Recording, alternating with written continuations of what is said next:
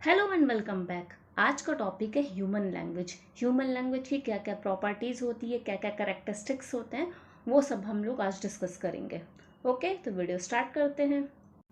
पहले तो लैंग्वेज क्या होता है। लैंग्वेज जैसे अभी मैं आपसे बात कर रही हूँ या मैं किसी और से बात करती हूँ, जो भी हम लोग आपस में कम्युनिकेशन करते हैं वो लैंग्वेज है। लैंग्वेज की भी बहुत सारी डेफिनेशंस दी हुई हैं, बट आज मैं इसकी मेन प्रॉपर्टीज़ पर बात करूँगी कि क्या क्या प्रॉपर्टीज़ होती हैं लैंग्वेज की।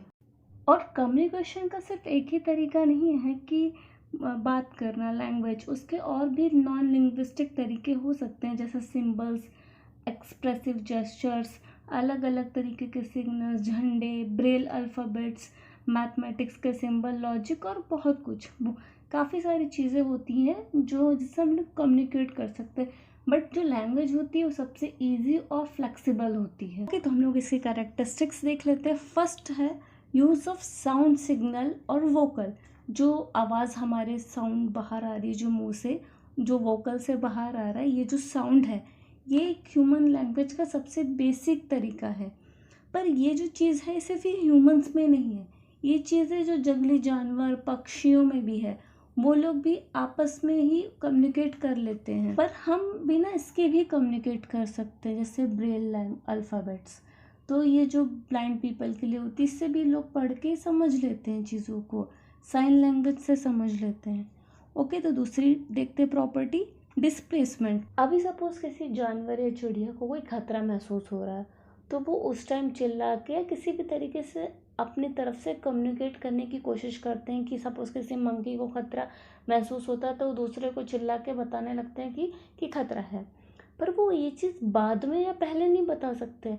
पर ये जो ह्यूमंस हैं, जो हम लोग हैं, ये हम अपनी कोई भी बात को प्रेजेंट के लिए भी बोल सकते हैं, पास्ट के लिए भी बोल सकते हैं और फ्यूचर के लिए भी बोल सकते हैं। इसी को ही डिस्प्लेसमेंट बोलते हैं। एक और एग्जांपल से समझते हैं हनी बीज का। इनमें जो बी होती है, अगर किसी एक बी को कोई नेक्टर कहीं पे दिखाई देता है तो वो वापस आती है अपनी जगह पे, कॉम्प्लेक्स डांस परफॉर्म करती है, जिसकी वजह से बाकी बीज को पता चल जाता है नेक्टर के बारे में।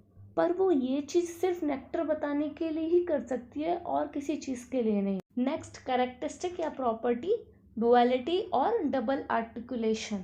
इसमें क्या होता है, जो एनिमल साउंड सिग्नल यूज़ करते हैं कम्युनिकेशन के लिए, वो लिमिटेड सेट होते हैं, बेसिक साउंड्स होते हैं। अलग अलग प्रजाति को कुछ बेसिक साउंड्स आते हैं तो वही वो लोग बोलते हैं। अभी कहा जाता है कि काउस को 10 आते हैं, ठीक है, 10 या 10 से कम आते हैं। पर ह्यूमन लैंग्वेज की यूज़ है जिसमें हमारे जो फोनेम्स होते हैं, अल्फ़ाबेट्स होते हैं, वो काफ़ी सारे होते हैं। तो क्या होता है, हम इन्हीं अल्फ़ाबेट्स को एक साथ, लेटर्स को मिक्स करके कुछ नया शब्द बना लेते हैं।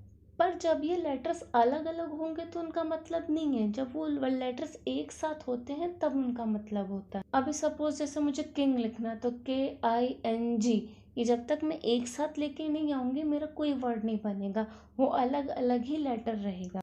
ग्रामर के रूल के अकॉर्डिंग ही हमें इन लेटर्स को कंबाइन करना होता है जिससे कोई मतलब निकले। यही होता है डुअलिटी और डबल आर्टिकुलेशन। नेक्स्ट है लैंग्वेज इज आर्बिट्री। इसका मतलब होता है मनमाना, मनमाने ढंग से। इसका मतलब ये है कि जो लैंग्वेज है वो मनमानी है। इसमें जो वर्ड्स हैं इनमें कोई रिलेशन मोस्टली नहीं होता है।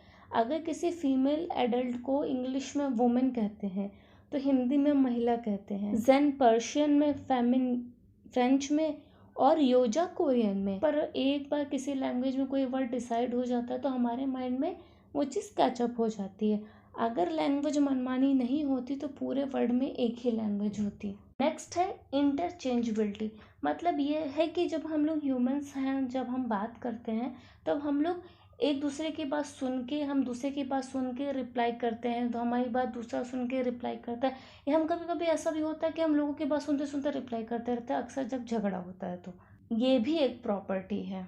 क्रिएटिविटी एंड प्रोडक्टिविटी, ये जो है ना सबसे इम्पोर्टेंट पार्ट है ह्यूमन लैंग्वेज का। प्रोडक्टिविटी, क्रिएटिविटी, ये जो है ह्यूमन लैंग्वेज को इवॉल्व करती आई है। हम भी जो दूसरे लैंग्वेजेस से हम लोग चीज़ें, लोन वर्ड्स लेते हैं तो वो हमारी जो लैंग्वेज है वो और ज़्यादा रिच होती जाती है। ह्यूमंस नए नए वर्ड क्रिएट करते रहते हैं, एक चीज़ के ही 2-3 नाम भी हो जाते हैं कभी कभी तो। अभी हम लोग पैरट्स को देख लें। पैरट्स तो वही बोलता है जो हम बोलते हैं, वो सुनता है, वो अपने दिमाग से कुछ क्रिएट नहीं करता है। तो एक ये भी प्रॉपर्टी है जो बर्ड से ह्यूमन से अलग है, आपस में एनिमल से अलग है। ये चीज़ क्रिएटिविटी नहीं है, ये क्रिएटिविटी सिर्फ ह्यूमंस के पास है। ओके, तो वीडियो यहीं पे कंप्लीट होता है। जितना भी मैंने बहुत इजी लैंग्वेज में, इजी वर्ड्स में ये चीज़ समझाने की कोशिश की है, इससे ज़्यादा तो आई गेस मैं कुछ इजी नहीं बता सकती थी। Okay, thanks for watching, see you next time, bye, take care. और हाँ, लाइक करो, शेयर करो, सब्सक्राइब